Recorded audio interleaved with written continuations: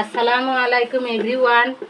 Shimu kitchen and টিপ চ্যানেলে সবাইকে স্বাগত জানিয়ে শুরু করছি আজকের রেসিপি। আপনাদের জন্য নিয়ে এসেছি কিভাবে খুব সহজে মজাদার টক ঝাল মিষ্টি জলপাইয়ের আচার তৈরি করা যায় সেটি দেখাবো। চুলায় একটা কড়াই বসিয়ে দিয়েছি, চুলাটা অন করে দিয়েছি। কড়াইটি গরম হলে এর মধ্যে আমি পরিমাণ মতো পাঁচফোড়ন দিয়ে দিলাম। পাঁচফোড়নগুলো আমি হালকা ভেজে নিব, খুবই হালকাভাবে ভাজতে হবে। পাঁচফোড়নগুলো যেন পুড়ে না যায় সেদিকে খেয়াল রাখতে হবে।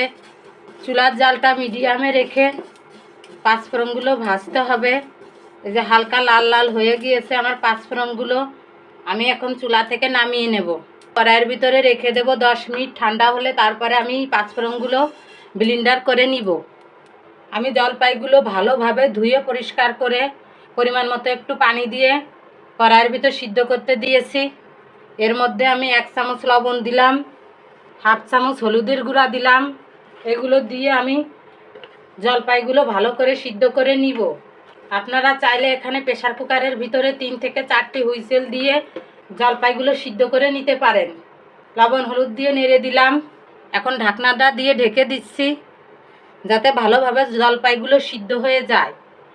কিছু সময় পর আমি ঢাকনাটা উঠিয়ে নিলাম, একটু নেড়ে চেড়ে দিচ্ছি বন্ধুরা।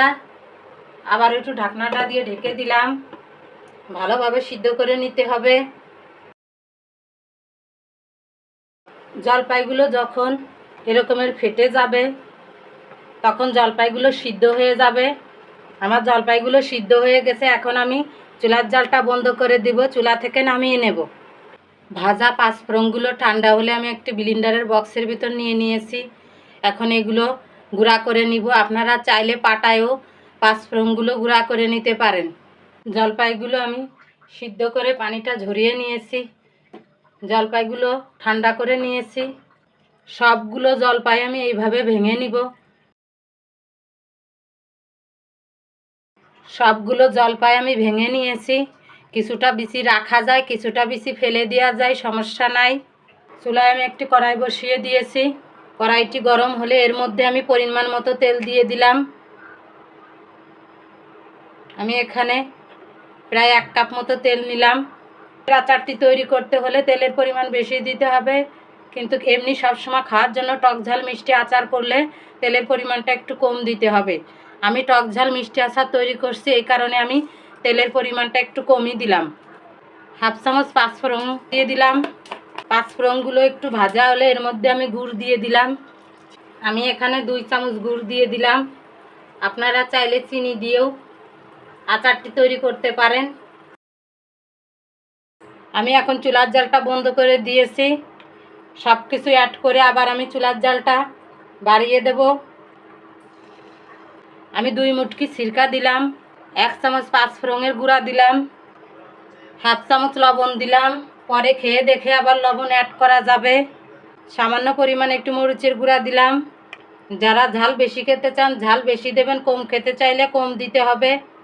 1 চামচ জিরার গুঁড়া, 1 চামচ ধনিয়া গুঁড়া দিয়ে দিলাম। এখন চুলার জালটা বাড়িয়ে দিলাম। এই মশলাগুলো আমি হালকা একটু কষিয়ে নেব। তেলের ভিতরে মশলাটা একটু কষিয়ে নিলাম।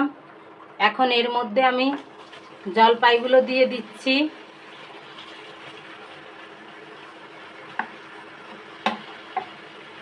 জলপাইগুলো দেওয়ার পর সব সময় নাড়তে থাকতে হবে বন্ধুরা, যাতে নিচে লেগে না যায়।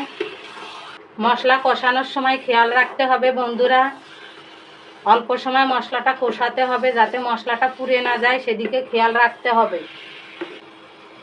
আমি 2টা তেজপাতা দিয়ে দিয়েছি। এভাবে নেড়ে চেড়ে কিছু সময় ধরে আচারটি তৈরি করে নিতে হবে। খেয়ে দেখে ঝাল লবণ মিষ্টি পুনরায় লাগলে কিছুটা অ্যাড করে দিতে হবে। সব সময় আচারটি নাড়তে হবে যাতে নিচে লেগে না যায়।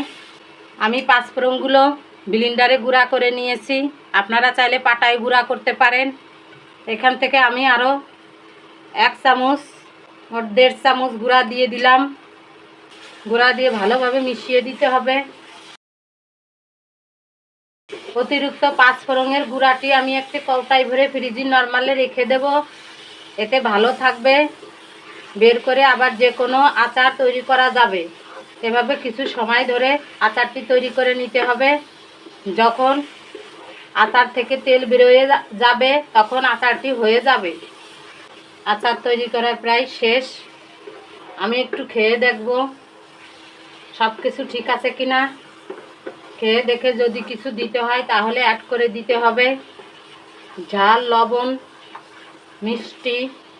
যখন আচারে একটু কালার চলে আসবে, কালো কালো কালার, তখন আচারটি আমার তৈরি করা হয়ে যাবে। জলপাইয়ের আচার আমার তৈরি হয়ে গেছে। এখন আমি চুলা থেকে নামিয়ে নেব। জলপাইয়ের আচারটি তৈরি করার পরে ঠান্ডা হলে আমার জলপাইয়ের আচারটি এরকমের কালার হয়েছে। জলপাইয়ের আচারগুলো রোদে দেওয়া যায়, না দিয়েও রাখা যায়। কাচের বয়েম অথবা বক্সে রেখে ফ্রিজে নরমালে রেখে দিলে ভালো থাকবে। যখন প্রয়োজন তখন বের করে আচারটি খাওয়া যায়। রোদে দেওয়ার পর এরকমের একটা কালার হবে, আর রোদে না দিলে এরকমের কালার হবে। আমার আচার তৈরির রেসিপিটা যদি আপনাদের ভালো লেগে থাকে তাহলে একটি লাইক, কমেন্ট, সাবস্ক্রাইব করে আমার পাশে থাকবেন। সবাই ভালো থাকবেন, সুস্থ থাকবেন। আল্লাহ হাফেজ।